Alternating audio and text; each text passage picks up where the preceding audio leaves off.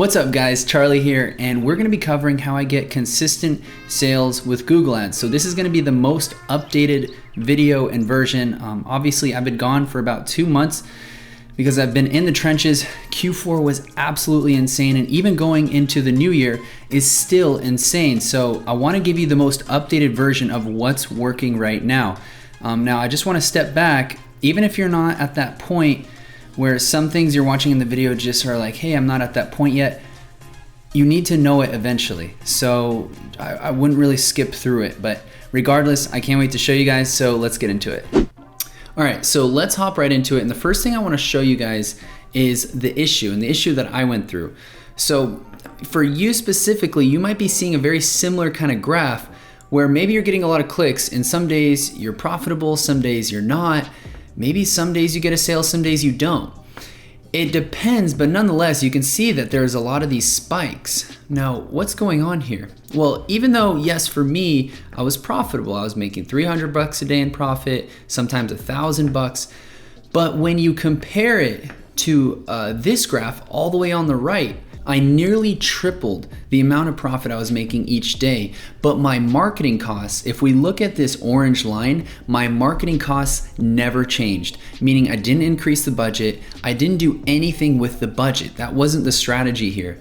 But the last thing I wanted to mention was this also has nothing to do with seasonality.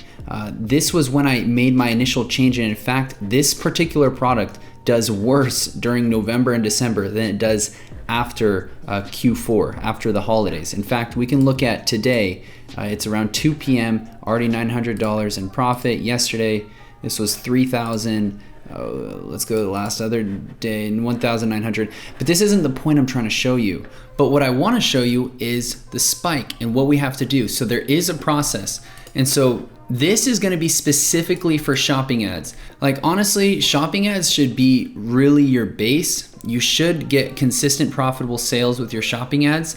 And so the first thing we need to cover in order to make this work is the impression share strategy. And this is going to outline the issue that happens with every single Google store. Let's just say we're selling this water purifier. It's a portable water purifier and seems like an okay product. It's not bad. Obviously there's a market for it. I see that there is a really big company and there is room. I even saw on Alibaba you can get this for about $29 and it's a similar looking model. So let's say we're selling this and we're getting a couple sales, but we're seeing a lot of variability.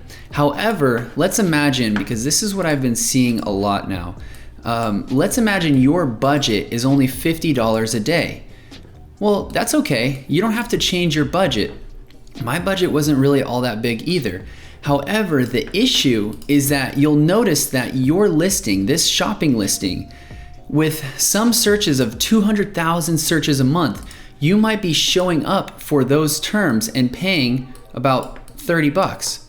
And so these high impression share terms or high search volume terms are going to be taking a lot of your budget. Now, is that bad? No, because you need that in order to know what's going to work later down the road. Because as you're showing up for these terms, you're also going to be showing up for terms like this, water purifier bottle. Maybe people that type this in specifically are converting like crazy.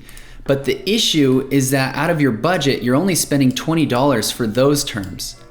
So you can kind of see where I'm going with this. The first thing that we need to do is we're going to exclude a lot of the terms that are not converting and not change our budget.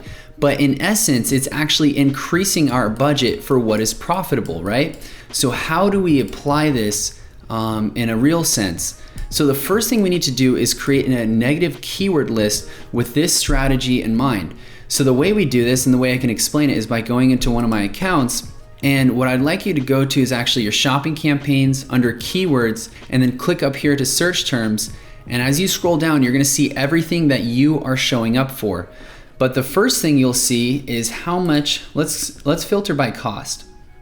So if we see what we're spending on the most, we also want to make sure that what we're spending on the most is also giving us a really good cost per conversion or return on ad spend. So my goal is a 4 return on ad spend for this specific product. And so this is great, okay. However, there are certain terms, like let's just say this one right here, that is taking a bunch. Look how many impressions I have of this. And I spent a good amount as well. So what I would do is say, oh, okay, this is going to be excluded. And now my budget is going to be allocated more to these terms, right? So we're going to go through here and we're going to see, what am I spending on? What am I showing up for a lot? And what can I exclude? And so we're going to go through here and I'm going to see, I might even look by ROAS. So I'll see, do I even want this one? Maybe not. Maybe I want to exclude this right now. So I'm going to exclude this one. I'm going to go through here. I'm going to exclude this one. And so you'll be going and you'll be adding this as a negative keyword, right? So, but that's step one. What's actually going to be more important is actually improving your targeting and understanding what's converting. So there's going to be a couple parts to this. So we need to optimize our shopping listing in a couple ways. So the first thing we need to do is actually see, all right, well, if I'm going to optimize my listing and make sure I'm getting more sales, I need to see what's converting. So what we need to do is actually add a filter in here, and we're gonna look at conversion value over cost. This is gonna give us a return on ad spend. And I wanna see, what are my ridiculous return on ad spend keywords that maybe I showed up for a couple times, but I didn't necessarily have that in my title, so I wasn't ranking as high as I could be. Like for example, let's say this was something that people were typing, and it was self-cleaning water bottle. And people were typing this and we were converting like crazy for this term. However, in our listing, in our shopping ads listing, we never had this term. This term wasn't even relevant. So meaning maybe our actual shopping ad in our shopping campaign, if it was right here, if it was more to the front and ranked better, we would be getting, instead of 1 sale a day from this term, we'd be getting maybe 5. But instead, we were way in the back. So we need to keep note of this term. We're like, okay, I need to start ranking higher for this term. Let me go back into my Google campaign. Okay, what is giving me a crazy return on ad spend? I'll be like, oh shoot, and I'll be like, oh wow, 16 return on ad spend for this? Oh wow, okay, I'm gonna add this one in. 15 return on ad spend, I'm gonna add this one. And already, honestly, Google already did the work for me. I don't really have to do much research. So I could see, wow, these are crazy. Especially if you find like weird terms in here that you would have never put in your listing before. And let's just say you only got, a couple clicks, but if your conversion rate, let's just say your conversion rate is ridiculous, like even 23% conversion rate, you're like, hey, this is an interesting term. I didn't think this would convert. Let me put it in my listing. So I'm gonna show you how we're gonna organize our listing in a little bit, but we first need to do kind of this like nitty gritty work, right? So we're going in through here and we're seeing, okay, this is a good start. I can add this to my listing now. So if we go back to our checklist, we need to optimize our shopping title. So how do we do that? Well, one thing that I teach is that you guys should really look into this thing right here, Feed for Google Shopping. It's an app that really helps you structure your listings in the way that you need to structure them, at least the way I do them. So I would download this app and it's gonna look like this.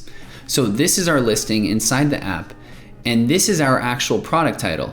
And the product title is this thing right here. If we look at this, see how they have these words, I guess, nutrition bottle plus starter pack. This is their title. However, our title is gonna be more organized than a lot of these other sellers. So we're gonna have these specific keywords that's gonna help us rank in the most profitable areas without having to just blast our budget. So we're gonna first look and see, okay, I saw a couple of those terms that were converting, let me add those in. So for example, okay, self-cleaning water bottle, this is converting like crazy. All we have to do is make sure that we're gonna add this one in, and we're gonna add in self-cleaning water bottle. And then we look up here, oh wait, water purifier. This was ranking up top, but honestly, this was not giving me any conversions. It was very unprofitable. So instead, what we can do is reorganize our listing and put the most dominant words first that do give us a good amount of clicks and conversions. And if we want to put more generic terms, we can put it more towards the back. So that's something I've been doing, and it's been really helping. Now, of course, with your description, you're gonna wanna type out a description that also includes other keywords that maybe you couldn't fit in your product title, but maybe you found, for example, these keywords on the left. They're like, okay, let me try some of these keywords and sprinkle them in. Now, as you're typing your description, just make sure it's cohesive. Just copying and pasting keywords is not how you're gonna like rank at all. It needs to actually have it needs to make sense, like if someone was to read it. That way it won't set off any red flags, but nonetheless, you're using specific terms, so that way you're ranking in the best places. So very, very simple in a weird way, right? Like this is not that difficult, but it's important to know. So what we went from is spending $50 a day on everything to now only $50 a day on specific terms by becoming more narrow with our negative keyword lists and more optimized with our title.